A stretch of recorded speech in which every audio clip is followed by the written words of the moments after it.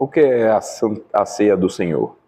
A ceia do Senhor é um sacramento no qual, dando-se e recebendo-se pão e vinho, conforme a instituição de Cristo, se anuncia a sua morte, e aqueles que participam dignamente tornam-se não de uma maneira corporal e carnal, mas pela fé, participantes do seu corpo e do seu sangue, com todas as suas bênçãos para o seu alimento espiritual e crescimento em graça. O que se exige para participar dignamente da ceia do Senhor? Exige-se daqueles que desejam participar dignamente da ceia do Senhor que se examinem sobre o seu conhecimento em discernir o corpo do Senhor, sobre a sua fé para se alimentarem dele, sobre o seu arrependimento, amor e nova obediência, para não suceder que, vindo indignamente, comam e bebam para si a condenação. Tem Lucas 22, 19 e 20. E tomando um pão, tendo dado graças, o partiu e lhes deu, dizendo: Isto é o meu corpo oferecido por vós, fazei isto em memória de mim. Semelhantemente, depois de cear, tomou o cálice, dizendo: Este é o cálice da nova aliança no meu sangue, derramado em favor de muitos, ou em favor de vós. 1 Coríntios 10, 16. Porventura, o cálice da bênção que abençoamos não é a comunhão do sangue de Cristo? O pão que participamos não é a comunhão do corpo de Cristo? 1 Coríntios 11, 28. Examine-se, pois, o homem a si mesmo, e assim coma do pão e beba do cálice. 2 Coríntios 13, 5. Examinai-vos a vós mesmos, se realmente estáis na fé. 1 Coríntios 11, 31. Porque se nos julgássemos a nós mesmos, não seríamos julgados. 1 Coríntios 14, 1. Segui o amor. 1 Coríntios 5, 8. Por isso celebremos a festa com os asmos da sinceridade e da verdade. 1 Coríntios 11, 27, por isso aquele que comeu o pão ou bebeu o cálice indignamente será réu do corpo e do sangue do Senhor. Então a Bíblia nos oferece 4 relatos da instituição da ceia do Senhor. Está lá em Mateus 26, Marcos 14, Lucas 22 e 1 Coríntios 11. Em tais relatos vemos a simplicidade e solenidade que deve marcar a celebração deste sacramento. Contudo, este mesmo sacramento tem sido o ponto central de algumas das corrupções mais óbvias do Evangelho. As declarações do catecismo aqui são em partes modeladas para nos advertir contra essas perversões. Em primeiro lugar, então, notamos que os elementos da ceia do Senhor são pão e vinho. O corpo e o sangue de Cristo não estão presentes de uma maneira corporal e carnal. Não há qualquer presença física do Senhor. Não há nenhum milagre sendo executado pelo ministro que distribui os elementos ao povo. A Igreja Católica Romana é que ensina esse erro. Ela diz que quando o milagre da missa ocorre, o pão é realmente transformado em corpo físico de Cristo e o vinho em sangue de Cristo. Isso é chamado de transubstanciação. Significa que há, supostamente, uma mudança miraculosa de substância. Na Bíblia temos um caso real de transubstanciação que está registrado em João 2, de 1 a 11. Jesus transformou água em vinho. Aí nós podemos ver um exemplo numa figura aqui numerada 54:1. Antes do milagre só havia água, após o milagre havia vinho em lugar da água. E perceba que o milagre foi patente a todos. Aqueles que estavam lá souberam, sem serem avisados, que a água havia se transformado em vinho. Então você tem na figura, na imagem aqui, a transubstanciação, onde um copo de água está com água, e transformada em vinho ela deixou de ser água e passou a ser vinho. A Igreja Luterana ensina a doutrina da consubstanciação. De acordo com essa visão, o pão permanece pão e o vinho permanece vinho na administração desse sacramento, mas em um determinado momento, o verdadeiro corpo físico e o sangue de Cristo tornam-se presentes no ou com ou sobre o pão e o vinho. E essa afirmação é muito semelhante a quando um calor se torna presente em uma barra de ferro que é posta no fogo. A barra de ferro ainda está lá, mas o calor agora entra e está lá também.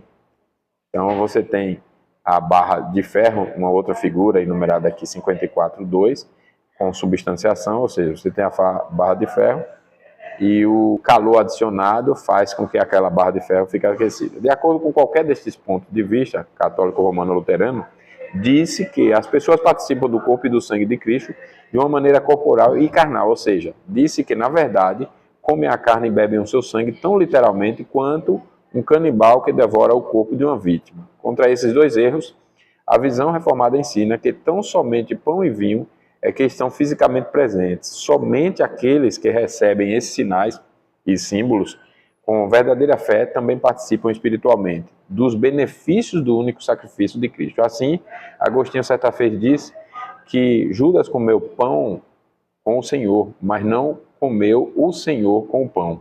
Desta forma pitoresca, Agostinho faz a distinção necessária entre o sinal e o selo físicos e o benefício espiritual que é recebido pela fé.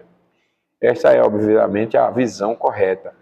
Quando os discípulos participaram pela primeira vez da ceia, o corpo e o sangue de Cristo não mudaram, nem estavam no pão e no vinho, mas estavam lá na pessoa de Jesus Cristo, que lhes deu o pão e o vinho. O próprio Senhor Jesus deu o pão e o vinho, mas o corpo dele não deixou de ser o corpo.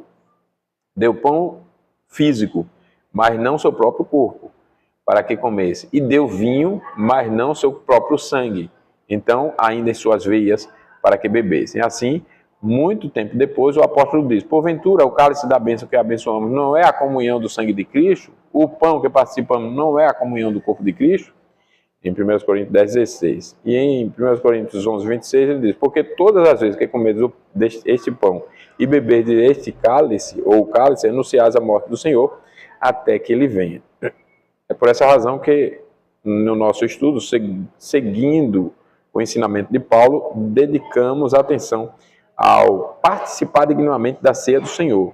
Se a transubstanciação ou a consubstanciação fossem verdade, então não teríamos necessidade de nos examinarmos a nós mesmos a fim de participarmos do corpo e do sangue de Cristo. Mas, como não podemos realmente comer e beber do corpo e do sangue de Cristo, a não ser de uma maneira espiritual, o autoexame é necessário.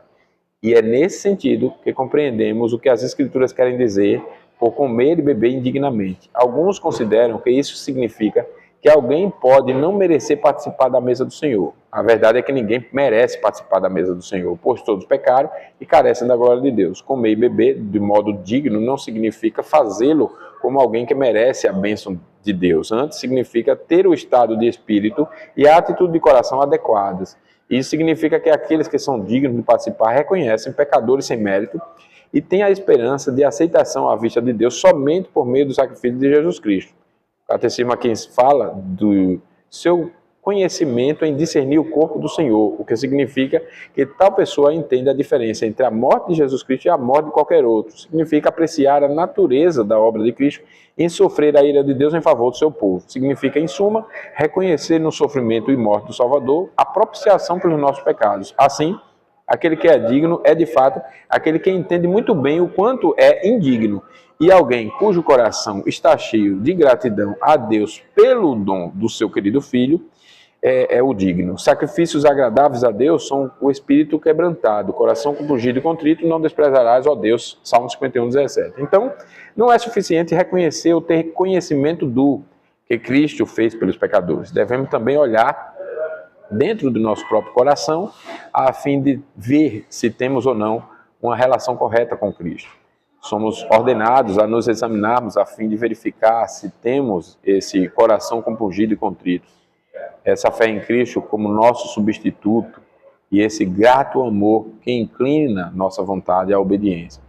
E aqui é onde muitos encontram bastante dificuldade. Não é comum que as pessoas, sentindo ter pouquíssima fé, arrependimento, amor e renovada obediência, nutram dúvidas quanto a si mesmo. Portanto, sejamos atentos contra uma interpretação errada daquilo que as Escrituras realmente exigem. De fato, devemos nos examinar e encontrar o arrependimento, a fé, o amor e a obediência. Mas em parte alguma, a Bíblia diz que devemos encontrar essas coisas para sermos tão fortes e perfeitos a ponto de podermos estar satisfeitos conosco.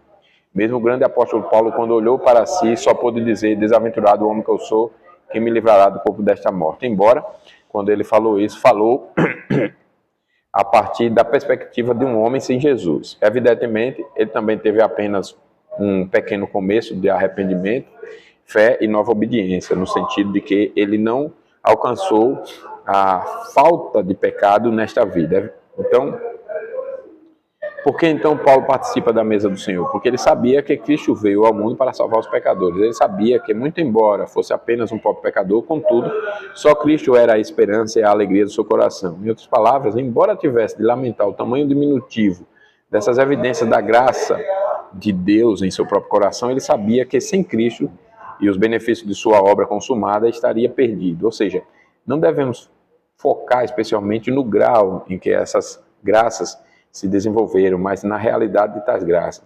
Aquele que vem à mesa do Senhor sem isso em mente está realmente em perigo. É como o fariseu de outrora que entrou no templo pensando bem de si mesmo. O publicano que clamou: ó Deus, se propício a mim, pecador, é o homem que devemos imitar. Se chegarmos à mesa do Senhor, nada sentindo senão a nossa necessidade de perdão e purificação e de receber de Deus a força que nos permita viver mais perfeitamente para o Senhor, então devemos nos achar e nos deleitar em receber este sacramento. Por aqui, quando o pão é partido e o vinho é derramado e livremente distribuídos aos que participam da mesa, é que percebemos novamente que nossa salvação é nada mais, nada menos do que Cristo e sua obra consumada. Porque vós sois dele em Cristo Jesus, o qual se nos tornou, da parte de Deus, sabedoria e justiça, e santificação e redenção. Que Deus nos abençoe.